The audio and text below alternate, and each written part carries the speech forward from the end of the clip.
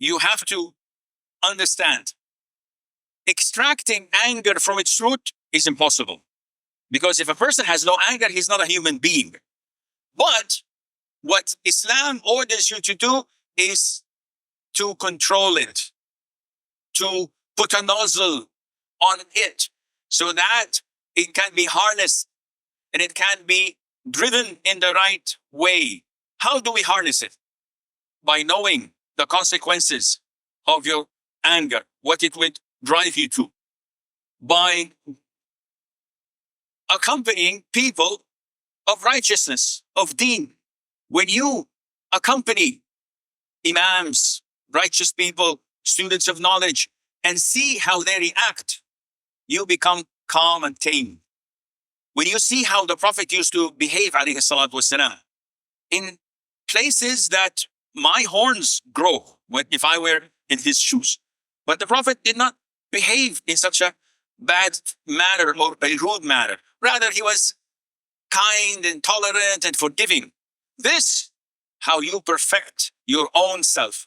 And this is how you coach yourself to the best. The Prophet said, alayhi salatu wasalam, when a person is angry, what to do? If he's standing up, he should sit down. And if he's sitting down and you cannot suppress your anger, lie down.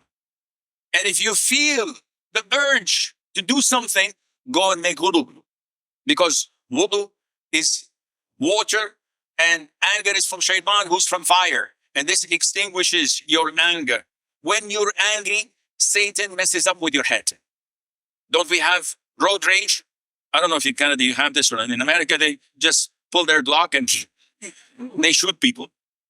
In Saudi you don't do this. You just, push them with the car over the pavement house. And then, I'm sorry, okay, we move on. But shooting people, it's crazy. People, and I get this all the time, and this is how I make my money.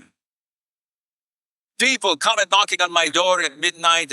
Sheikh, I'm sorry. What's wrong? I divorced my wife. Good for you. What do you want? No, Sheikh, I'd like to go back to her. Okay, go back to her. No, you don't understand. I was angry and I divorced her 19 times.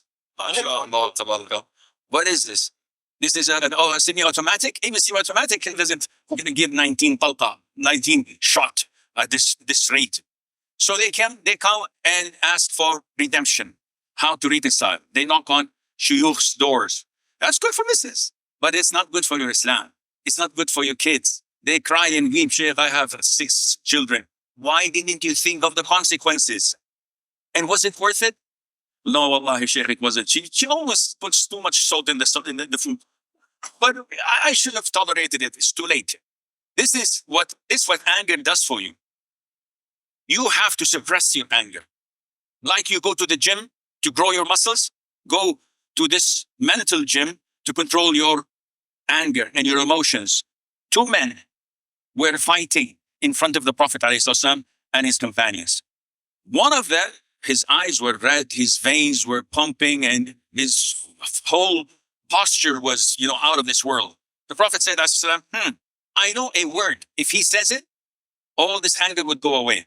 أعوذ بالله من الشيطان الرجيم. Now remember, the Prophet did not go and tell this man. Why? Because he knew that it was not the right time. One of the companions didn't think this way and rushed to the man. He said, the Prophet says, if you say, أعوذ بالله من الشيطان الرجيم, all this anger would go away. Look what the anger made this man reply by. He said, go away from my face. You think I'm crazy? Get the hell out of my face. He rejected the advice of the Prophet ﷺ due to his anger. And this is what anger does to you. And